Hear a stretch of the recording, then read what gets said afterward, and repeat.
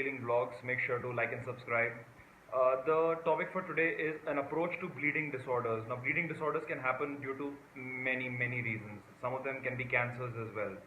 So, what is the general outlook that you must keep in mind when you are looking at a person having a bleeding, random bleeding, which could be from any part of the body?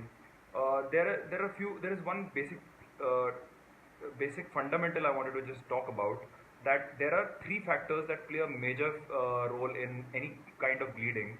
One is the blood vessels, second is the platelets in the blood, third is the coagulation cascade, which is a bunch of different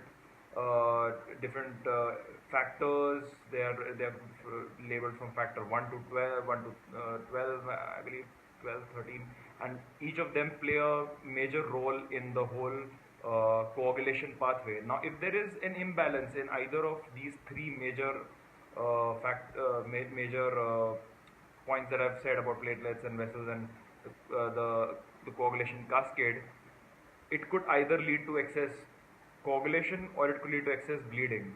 So there needs to be that right balance, and that right balance is where the body maintains its normal function. So these blood vessels, there are disorders that lead to, so this is how we can remember what are the causes of bleeding. So when we look at blood vessel, we can think of either ones which are some disorders which are from birth, some which are acquired in the blood vessel disorders. So Hinosh-Schönlein purpura is one name that can think of. Another name would be probably a connective blood vessel disorders, hereditary hemorrhagic telangiectasia. This is another name for a blood vessel disorder. Then there is now when we're talking about platelet disorders, we're talking about some which are acquired through some other disease, or some which have been there since birth. So there is this Bernard-Soulier, Glanzmann's thrombasthenia. These disorders can have platelet problems from birth, and some will have after, and then there are others which in which there is dengue, or because of which platelets are reduced. And then when talking about the coagulation cascade pathway, again there could be like hemophilia, which is from birth.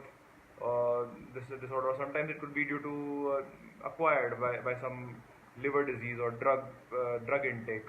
So these factors need to be kept in mind whenever you're considering a bleeding disorder, and this will help you think of all the different causes for that bleeding. Hope this helps. Cheers. Thank you.